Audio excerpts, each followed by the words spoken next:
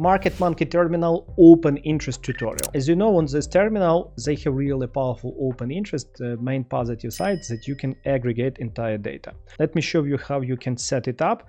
It's really simple. Let's delete it this moment. You go to indicator section, you type open interest, as you can see open interest, and here you have open interest. What you can do here with this open interest. First, as you can see, you can choose USD or coins. When you choose coin, it shows to you in coins amount of contracts. Highly advise you to use coins because on exchange you do transactions in coins. After that, as you can see here, it is open interest Binance futures. You can aggregate data. Before I show to you, remember that platform, it's only a tool. You need strategy, experience, some tips that will help you become profitable. That's what I share in my public Telegram. There would be link description. Go right now and follow me to become profitable trader. What you do right now here, go to settings, and here, as you can see, would be futures. You can choose any exchange, for example, Binance, Bitfinex, BitMEX, Bybit, Deribit. You can aggregate 1, 2, 3 exchanges, or you can aggregate all exchanges together. Honestly, I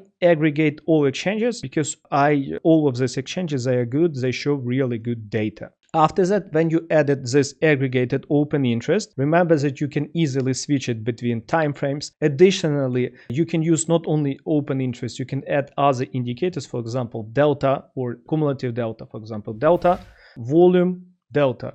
And you can see that, for example, rising open interest, aggregated mega positive delta, which means, for example, aggressive buyer, for example, here. Or drop in open interest, negative delta, with bigger chance some buyers got liquidated. What you do right now, here I prepared for you video lesson with open interest strategy, because remember, open interest is a powerful indicator and you need to know how to use it correctly. That's the reason why I showed to you this video. Watch it right now.